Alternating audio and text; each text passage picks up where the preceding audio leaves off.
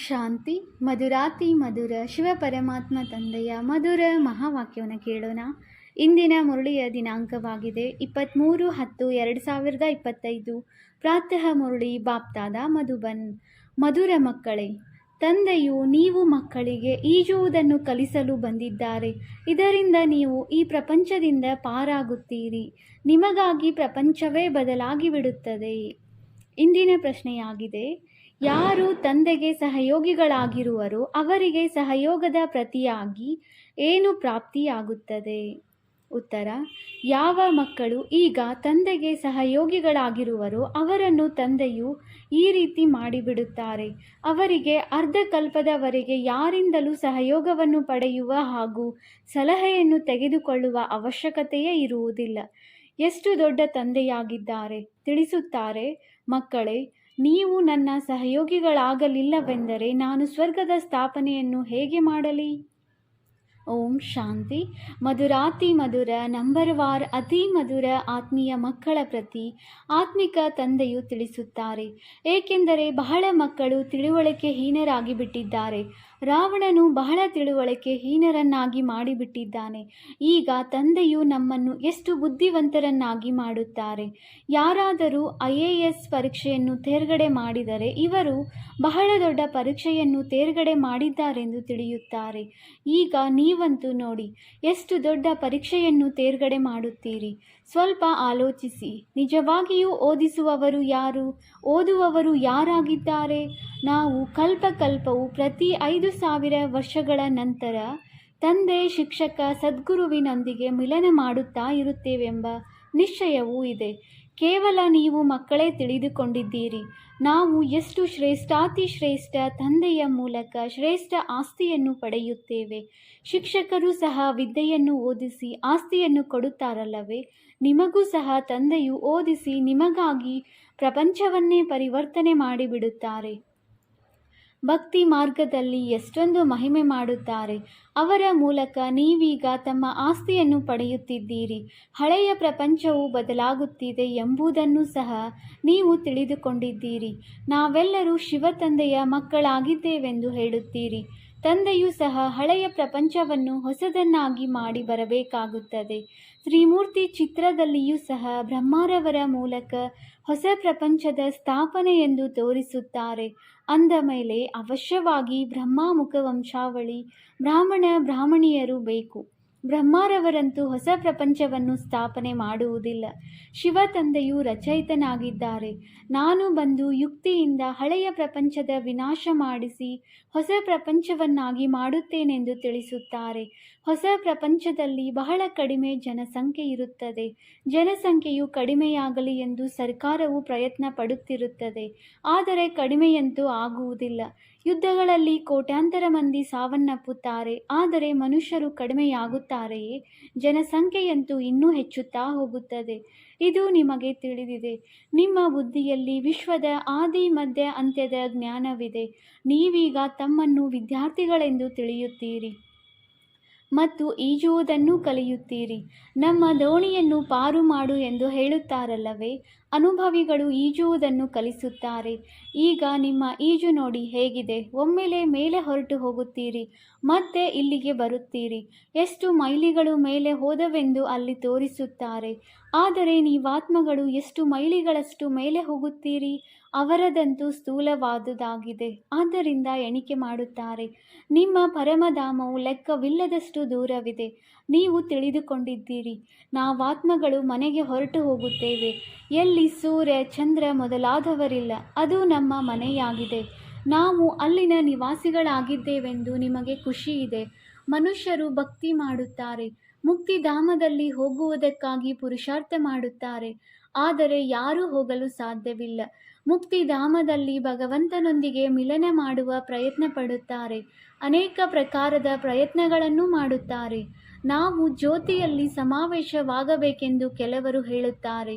ಇನ್ನು ಕೆಲವರು ಮುಕ್ತಿಧಾಮದಲ್ಲಿ ಹೋಗಬೇಕೆಂದು ಹೇಳುತ್ತಾರೆ. ಮುಕ್ತಿಧಾಮದ ಬಗ್ಗೆ ಯಾರಿಗೂ ತಿಳಿದಿಲ್ಲ. ನೀವು ಮಕ್ಕಳು ತಿಳಿದುಕೊಂಡಿದ್ದೀರಿ. ತಂದೆಯು ನಮ್ಮ ಮನೆಗೆ ಕರೆದುಕೊಂಡು ಹೋಗಲು ಬಂದಿದ್ದಾರೆ. ಮಧುರಾತಿ ಮಧುರ ತಂದೆಯು ಬಂದಿದ್ದಾರೆ. ನಮ್ಮನ್ನು ಮನೆಗೆ ಕರೆದುಕೊಂಡು ಹೋಗಲು ಯೋಗ್ಯರನ್ನಾಗಿ ಮಾಡುತ್ತಾರೆ. ಯಾವುದಕ್ಕಾಗಿ ಅರ್ಧಕಲ್ಪ ಪುರುಷಾರ್ಥ ಮಾಡಿದರೂ ಸಹ ಆಗಲು ಸಾಧ್ಯವಾಗಲಿಲ್ಲ. ಜ್ಯೋತಿಯಲ್ಲಿ ಯಾರು ಸಮಾವೇಶವೂ ಆಗಲಿಲ್ಲ. ಮುಕ್ತಿಧಾಮದಲ್ಲಿಯೂ ಹೋಗಲಿಲ್ಲ. ಮೋಕ್ಷವನ್ನು ಪಡೆಯಲಿಲ್ಲ. ಏನೆಲ್ಲ ಪುರುಷಾರ್ಥ ಮಾಡಿದರೋ ಅದು ವ್ಯರ್ಥವಾಯಿತು. ನೀವೀಗ ಬ್ರಾಹ್ಮಣ ಕುಲಭೂಷಣರ ಪುರುಷಾರ್ಥವು ಸತ್ಯ ಸಿದ್ಧವಾಗುತ್ತದೆ. ಈ ಆಟವು ಹೇಗೆ ಮಾಡಲ್ಪಟ್ಟಿದೆ? ಈಗ ನಿಮ್ಮನ್ನು ಆಸ್ತಿಕರೆಂದು ಕರೆಯಲಾಗುತ್ತದೆ. ತಂದೆಯನ್ನು ನೀವು ಬಹಳ ಚೆನ್ನಾಗಿ ಅರಿತುಕೊಂಡಿದ್ದೀರಿ ಮತ್ತು ತಂದೆಯ ಮೂಲಕ ಸೃಷ್ಟಿ ಚಕ್ರವನ್ನು ಅರಿತುಕೊಂಡಿದ್ದೀರಿ. ತಂದೆಯು ತಿಳಿಸುತ್ತಾರೆ, ಮುಕ್ತಿ ಜೀವನ್ಮುಕ್ತಿಯ ಜ್ಞಾನವು ಯಾರಲ್ಲಿಯೂ ಇಲ್ಲ, ದೇವತೆಗಳಲ್ಲಿಯೂ ಇರುವುದಿಲ್ಲ. ತಂದೆಯನ್ನು ಯಾರೂ ತಿಳಿದುಕೊಂಡಿಲ್ಲ. ಯಾರನ್ನು ಹೇಗೆ ಕರೆದುಕೊಂಡು ಹೋಗುತ್ತಾರೆ? ಎಷ್ಟೊಂದು ಮಂದಿ ಗುರುಗಳಿದ್ದಾರೆ, ಅವರಿಗೆ ಅನುಯಾಯಿಗಳು ಎಷ್ಟೊಂದು ಮಂದಿಯಾಗುತ್ತಾರೆ. ಸತ್ಯವಾದ ಸದ್ಗುರು ಶಿವ ತಂದೆಯಾಗಿದ್ದಾರೆ. ಅವರಿಗಂತೂ ಚರಣಗಳಿಲ್ಲ. ತಂದೆಯು ತಿಳಿಸುತ್ತಾರೆ, ನನಗಂತೂ ಚರಣಗಳೇ ಇಲ್ಲವೆಂದ ಮೇಲೆ ನಾನು ಹೇಗೆ ಪೂಜೆ ಮಾಡಿಸಿಕೊಳ್ಳಲಿ?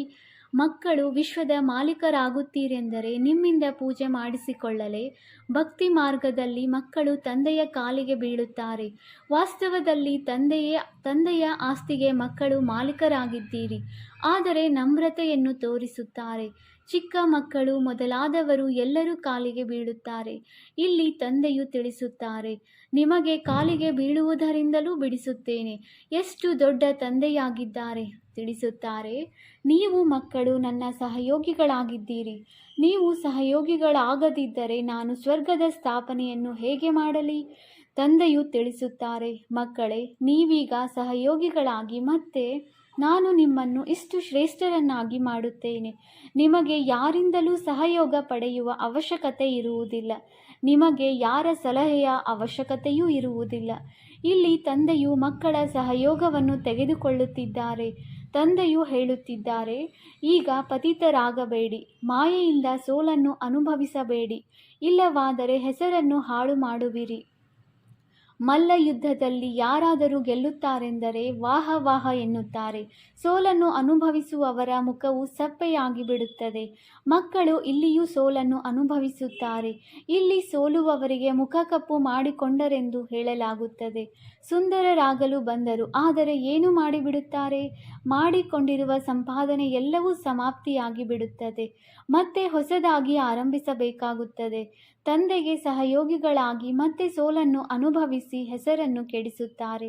ಇಲ್ಲಿ ಎರಡು ಗುಂಪುಗಳಿವೆ. ಒಬ್ಬರು ಮಾಯೆಯ ಶಿಷ್ಯರು, ಇನ್ನೊಬ್ಬರು ಈಶ್ವರನ ಶಿಷ್ಯರು. ನೀವು ತಂದೆಯನ್ನು ಪ್ರೀತಿ ಮಾಡುತ್ತೀರಿ. ವಿನಾಶಕಾಲೆ ವಿಪರೀತ ಬುದ್ಧಿಯವರೆಂದು ಗಾಯನವೂ ಇದೆ.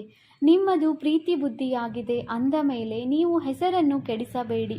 ನೀವು ಪ್ರೀತಿ ಬುದ್ಧಿಯವರು ಮಾಯೆಯಿಂದ ಸೋಲನ್ನೇಕೆ ಅನುಭವಿಸುತ್ತೀರಿ?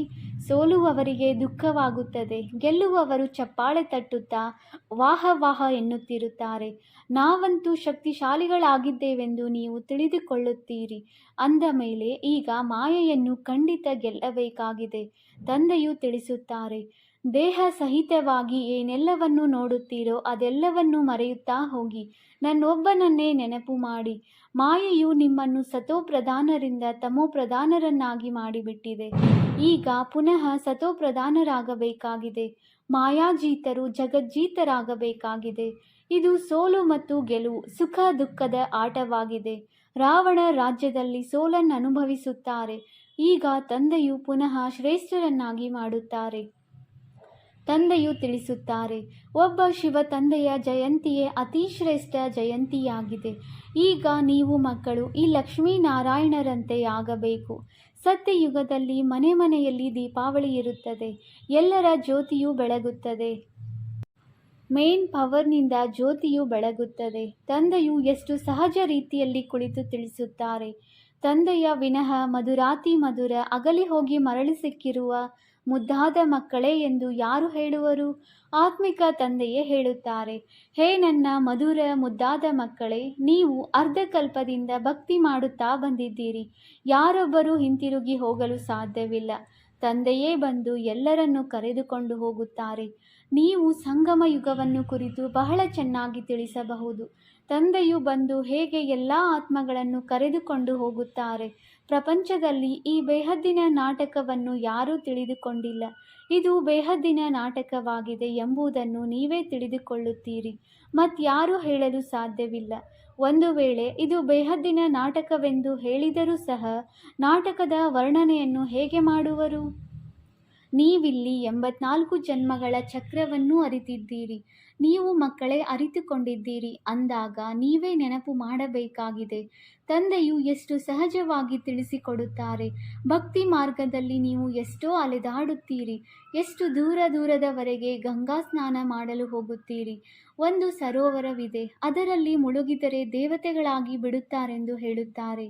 ನೀವೀಗ ಜ್ಞಾನ ಸಾಗರನಲ್ಲಿ ಮಿಂದು ಫರಿಷ್ಠೆಗಳಾಗಿ ಬಿಡುತ್ತೀರಿ. ಯಾರಾದರೂ ಚೆನ್ನಾಗಿ ಅಲಂಕಾರ ಮಾಡಿಕೊಂಡರೆ ಇವರು ಹೇಗೆ ಫರಿಷ್ಠೆಯಾಗಿ ಬಿಟ್ಟಿದ್ದಾರೆಂದು ಹೇಳುತ್ತಾರೆ. ಈಗ ನೀವು ಸಹ ರತ್ನವಾಗುತ್ತೀರಿ. ಉಳಿದ ಮನುಷ್ಯರಿಗೆ ಹಾರುವುದಕ್ಕೆ ರೆಕ್ಕೆಗಳೇ ಇಲ್ಲ. ಹೀಗೆ ಹಾರಲು ಸಾಧ್ಯವಿಲ್ಲ. ಆತ್ಮವೇ ಹಾರುತ್ತದೆ. ಆತ್ಮಕ್ಕೆ ರಾಕೆಟ್ ಎಂತಲೂ ಹೇಳುತ್ತಾರೆ. ಇದು ಬಹಳ ಸೂಕ್ಷ್ಮವಾಗಿದೆ. ಯಾವಾಗ ಎಲ್ಲ ಆತ್ಮಗಳು ಹೋಗುವರೋ ಆಗ ನೀವು ಮಕ್ಕಳಿಗೆ ಸಾಕ್ಷಾತ್ಕಾರವೂ ಆಗುವುದು. ಬುದ್ಧಿಯಿಂದ ತಿಳಿದುಕೊಳ್ಳುತ್ತೀರಿ. ಇಲ್ಲಿ ನೀವು ವರ್ಣನೆಯನ್ನು ಮಾಡುತ್ತೀರಿ. ಹೇಗೆ ವಿನಾಶವನ್ನು ನೋಡಲಾಗುತ್ತದೆಯೋ ಹಾಗೆಯೇ ಆತ್ಮಗಳ ಸಮೂಹವೂ ಸಹ ಹೇಗೆ ಹೋಗುತ್ತದೆ ಎಂಬುದನ್ನು ಸಹ ನೀವು ನೋಡಲು ಸಾಧ್ಯತೆ ಇದೆ. ಹನುಮಂತ, ಗಣೇಶ ಮೊದಲಾದವರು ಯಾರೂ ಇಲ್ಲ. ಆದರೆ ಭಕ್ತರ ಭಾವನೆ ಅನುಸಾರ ಸಾಕ್ಷಾತ್ಕಾರವಾಗಿ ಬಿಡುತ್ತದೆ. ತಂದೆಯಂತೂ ಬಿಂದುವಾಗಿದ್ದಾರೆ. ಅವರ ವರ್ಣನೆ ಏನನ್ನು ಮಾಡುತ್ತೀರಿ? ತಂದೆಯು ಅತಿ ಚಿಕ್ಕ ಬಿಂದುವಾಗಿದ್ದಾರೆಂದು ಹೇಳುತ್ತಾರೆ. ಅವರನ್ನು ಈ ಕಣ್ಣುಗಳಿಂದ ನೋಡಲು ಸಾಧ್ಯವಿಲ್ಲ. ಶರೀರವು ಎಷ್ಟು ದೊಡ್ಡದಾಗಿದೆ, ಇದರಿಂದ ಕರ್ಮ ಮಾಡಬೇಕಾಗಿದೆ.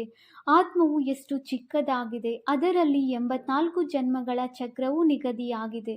ನಾವು 84 ಜನ್ಮಗಳನ್ನು ಹೇಗೆ ತೆಗೆದುಕೊಳ್ಳುತ್ತೇವೆ? ಆತ್ಮದಲ್ಲಿ ಹೇಗೆ ಪಾತ್ರವು ಅಡಕವಾಗಿದೆ ಎಂಬ ಜ್ಞಾನವಿರುವ ಮನುಷ್ಯರು ಯಾರೊಬ್ಬರೂ ಇಲ್ಲ. ಆಶ್ಚರ್ಯವಾಗಿದೆ. ಆತ್ಮವೇ ಶರೀರವನ್ನು ತೆಗೆದುಕೊಂಡು ಪಾತ್ರವನ್ನು ಅಭಿನಯಿಸುತ್ತದೆ.